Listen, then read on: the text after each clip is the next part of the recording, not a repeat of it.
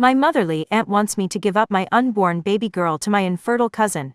I, 24F, am currently 8 months pregnant with a baby girl, and my aunt cousin has been giving me trouble since I announced the news. My partner and I already adore our girl, and have no plans to give her up. But my aunt wants me to give up my child to my cousin, who has been suffering from infertility for the past 5 years. For more context, my aunt raised my sister and me as a motherly figure after our mother passed away, when we were very young. We have been quite close with our aunt cousin throughout our lives, and have been trying to support my cousin through her struggles with infertility. My aunt is also very religious, being a Mormon who regularly attends church, and has a very rigid, close-minded view on morality values, and living a good life. She believes that a child deserves a strong, foundational religious upbringing with a strong, providing father, and a loving, attentive mother. Since my partner is not Christian, and because we both have full-time jobs and careers, she believes that my child will grow up confused and misguided in our household due to our religious differences, lacking a proper sense of identity and adequate care.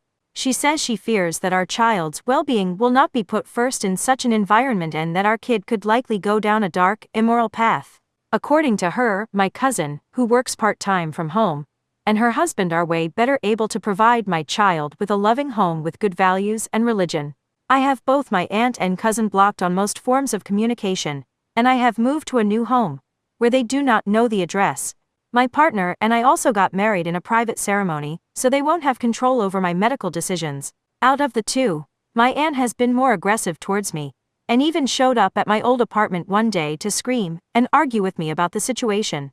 She, in a fake nice tone, tried to get me to come with her to a cafe near the church to speak with me about the baby, even when I told her there was nothing to be discussed, and that I was keeping the baby. I spoke with the apartment manager, and had to hide until she left after half an hour. My aunt also has her church friends after me. They sometimes regularly send me hostile text messages and voicemails. My cousin has been on the quieter side towards me, and has been struggling with depression and trauma from her latest pregnancy last year, ending in a stillbirth of her baby girl after preterm labor at 30 weeks. She has been regularly posting on social media, and has joined motherhood-related groups. I've heard through gossip that she is trying to get a baby through those groups, and has been banned from a considerable amount of them to her dismay. She had been harassing young moms and widows for their babies. My cousin is desperate for a baby to fix her family, and is apparently waiting for me to give birth to my baby girl. She sees her late baby in my unborn child. My aunt and she are sure that I will be overwhelmed with my decision, and the responsibilities of motherhood, and that I will give up my baby, and let my cousin and her husband adopt her.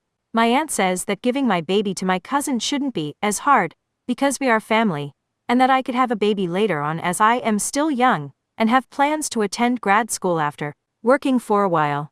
My cousin also apparently wants to get into contact as we had before my pregnancy. I will not be speaking to her again until after I give birth to prevent further stress during my pregnancy. I have been very supportive of her through her infertility journey, and generally liked her more than my aunt growing up. But her behavior and thinking have shocked me, and are making me fear for my safety. I am planning a big wedding party for next year since my partner and I privately got married this year, and I am not sure if my cousin aunt would be invited and able to come. I have a lot of family support from both sides right now, apart from those who are close to them and on their side. But I'm not sure if that support will be as strong in a year, and what my relationship with my aunt cousin will be then. I have skipped some family events that I know they will be at, but I don't want to miss out on those family gatherings and fun forever. I'm not sure what the future will look like with my aunt cousin after my baby, and the issues that arise with that. Any support would be appreciated. My partner and I have moved out of the city and into a new home recently. My aunt cousin have become aware of this, but don't know the address. I didn't think much of being followed home from work, but since they don't know where I live anymore, they may try something at my workplace. I'll have to talk about this more with my coworker's boss, and alert them sternly. I was raised Mormon, and my aunt has always been pushing the religion and all its components on me and my sister.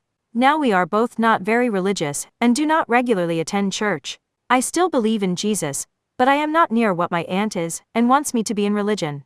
She says she is disappointed with me on that and is using my lack of devotion to say that my baby will be even worse off than me, and go down the wrong path if I'm like this with a Mormon upbringing. Update. This will be a small update. We got in contact with the local church leader and talked to them about the situation with my aunt and cousin, who are both active members. We talked to him for a while. He initially dismissed my concerns as a personal conflict between family, and tried to refer us over to counseling services. We explained to him that my cousin was dealing with trauma from her baby's death, and that she was having false hopes about adopting my baby, who would be raised in a good home. We also told him that my aunt is feeding into those hopes, and has been harassing me on her behalf, causing disturbance and a lot of stress. He told me he understood my side, and that he knew what my cousin had been going through with her inability to have kids. He said he would contact my aunt and cousin to see what they had to say about the situation. I talked again with him today. He said that my aunt and cousin would like to speak with me, and that they were concerned that I stopped communicating with them, especially since I moved away. I explained to him that their behavior regarding my baby influenced me to do those things and pressed him on what they said. He said that my cousin had talked with a church therapist and was looking into adoption to start a family because her IVF treatments were likely not going to produce a child with her condition. I emphasized to him that I was not giving up my baby, and that my cousin had been thinking such. He said that understood that and started asking me for personal details on how I was doing now. He was again trying to set up a meeting between us and my aunt cousin, and referring us to services. I told him I was not comfortable with that at the moment, and he told me to at least call my cousin once. He said he would meet with my aunt on Sunday since I was too scared to do it on my own. Our call ended after that. That comment upset me after I told him everything that was going on and my fears. I'm not just too scared, I fear for the safety and well-being of my family. I fear for the possible escalations, my cousin's aunt's expectations and actions, and more. These fears are real and are very valid given the circumstances. That bothered me. I am not satisfied with his response, and do not like that he is putting pressure on me to reconnect with my aunt and cousin. He says he understands my concerns, but I think he is being rather dismissive of them, and trying to force us to resolve our issues. My partner and I thought it was worth a shot to reach out to him because he has influence and religious authority over my aunt cousin. I'll see what he says on the next phone call, and see what I can do to make him care more. Our church leadership has a reputation for focusing on what benefits them, and often pivots to that even if they initially side with you, and try to help. My aunt cousin are rather wealthy, so their tithe is probably worth enough for him to firmly favor them 100% a trap. To be clear, I didn't give him any personal information, and have no plans for any in-person meeting with my aunt and cousin. We are in contact with legal help. We do not live in Utah. Update, we spoke again with the bishop.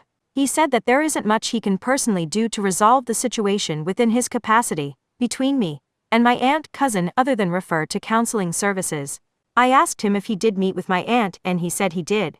Their conversation was focused on my cousin and helping her heal. He told me my cousin was also grieving the loss of communication with me, and my sister who hasn't been talking much to her anymore. I told him that my cousin was trying to take my baby to replace hers and that her and my aunt's behavior was threatening the safety and well-being of me and my family. I think he was losing interest in the conversation, so he just told me to do whatever I feel is best for my family, but to consider the grief my cousin has been through, and contact family counseling services for further help on this matter.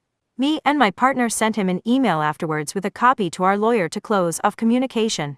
I decided to unblock my cousin and send her a message. I told her that my partner and I are keeping our baby, and that is not up for discussion. I encouraged her to seek proper therapy if she hasn't already done so, and told her that I am not comfortable with her husband, or my aunt being involved in my child's life. She hasn't responded yet. Regardless of what she says, our relationship will not return to as it was before, and she will not be a part of my child's life.